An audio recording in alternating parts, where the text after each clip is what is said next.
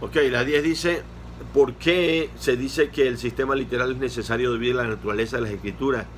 Y bueno, porque las escrituras son suficientemente claras en contexto para expresar lo que Dios prometió hacer. Y dos, las escrituras son suficientemente completas en el contexto para establecer expectativas válidas de los actos futuros de Dios. Dos razones, son claras, son completas. O sea, el sistema literal es necesario debido a que la naturaleza de la escritura es eso. Eso lo vimos en el primer año en bibliología. La claridad de las escrituras y la suficiencia de la escritura. Es clara y es completa. Por lógica, se necesita aprender métodos de interpretación para la profecía para no equivocarnos. ¿Para qué es necesario comparar la profecía con otras profecías entonces? Para obtener una comprensión total. Hermano, vas a comparar Apocalipsis con lo que dice Daniel muchas veces, con algo que quizás encontremos en Ezequiel o en algún otro pasaje profético. Por eso Dios quiso que la profecía se desarrollara por medio de muchos profetas para que se compararan. Son muchos, no solamente vamos a ver cuestiones que digan Apocalipsis, aunque la mayoría salen de ahí, pero vamos a ver el Apocalipsis y el Antiguo Testamento, que algunos dicen que es Daniel. Así que, ¿qué significa interpretar en vista de posibles intervalos de tiempo? Y pongo un ejemplo de lo que menciona Paul. Cuando un profeta coloca varios sucesos uno al lado de otro en un mensaje, eso no significa que el cumplimiento ocurrirá al mismo tiempo, y puede ser a veces en un mismo texto. El ejemplo que pone ahí, hermano, es el de Zacarías 9:9. Ahí habla de que Jesús iba a entrar a Jerusalén montado en un pollino. ¿Cuándo pasó eso? Cuando Jesús entró en la entrada triunfal, ¿te acuerdas? Pero después dice, hermanos, que exactamente, ¿verdad? Reinaría sobre la tierra en el versículo que sigue. Y espérate, y está hablando de reinaría literal. Entonces ese pasaje nos está hablando de dos sucesos que se separan por un intervalo de tiempo. A eso es a lo que se refiere ahí. Lo mismo lo vamos a encontrar en Isaías 61:1 y 2.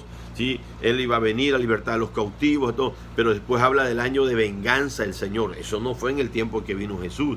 Eso va a ser en el tiempo de su segunda venida, cuando venga a la venganza. Y no estamos ya hablando de recto, sino de la segunda venida al final de la tribulación.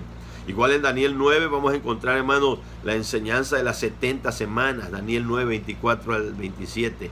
Y eso lo vamos a estudiar más adelante ampliamente. Esas 70 semanas, igual, hermano, desde cuando se le quita la vida al Mesías, ¿sí?, hasta la semana número 70, eso pasa en la semana 69. Hay un periodo de tiempo que es este tiempo que estamos viviendo, el de la gracia, donde aparece la iglesia.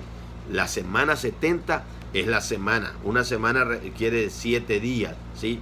Así que, hermano, cada día de la semana representa un año. Son 7 años de tribulación. Es lo que es la semana 70 que falta porque se cumpla. ¿Cuándo va a empezar? Cuando el Señor se lleva a su iglesia. Entonces, hay un intervalo de tiempo entre la semana 69 y la semana 70. Eso, aunque ahorita cueste trabajo entenderlo, algunos sí lo entienden ya porque han oído de ello. Pero eso lo vamos a estudiar más adelante. A eso se refiere en el intervalo de tiempo entre una y otra profecía. Hermano, en el intento de descubrir el significado de los símbolos proféticos, que es de ayuda a notar, y son 3 cosas. Las 3 diferencias de categorías interpretativas de los símbolos proféticos. Las diferentes categorías interpretativas de los símbolos proféticos. El contexto inmediato del pasaje y el contexto general y el contexto histórico-cultural. Esas cosas son claves. Contexto inmediato, acuérdense, los versos que están antes y después. Contexto general, todo lo que dice la Biblia acerca de ese tema. Y contexto histórico-cultural. Por ejemplo, cuando estudiamos Apocalipsis, tenemos que entender qué es lo que estaba pasando. ¿Por qué usó Juan tantas figuras o Dios se lo reveló en tantas figuras? Porque estaban siendo perseguidos. Acuérdate, Juan estaba en la isla de Patmos.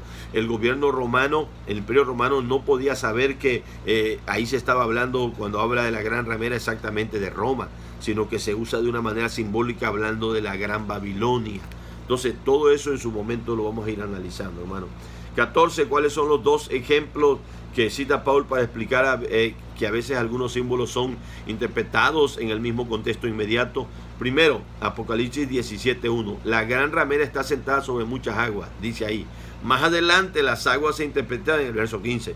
¿Qué dice el verso 15? Que las muchas aguas donde está sentada la ramera son gentes, pueblos, naciones. Igual en el valle de los huesos secos. Los huesos secos representan a Israel, dice el verso 11, hermano. ¿Sabes qué es lo que ha pasado muchas veces? Que ni siquiera respeto lo que dice el contexto y ya estoy hablando de los huesos secos que representan a la iglesia hoy en día. Ahora, puede tener aplicación, sí, pero acuérdate, siempre un texto solo tiene una interpretación, aunque pueda tener muchas aplicaciones. Pero si tú no le das la interpretación correcta, ya erraste, ya echaste a perder el mensaje. Y sobre todo en asuntos proféticos esto es muy importante.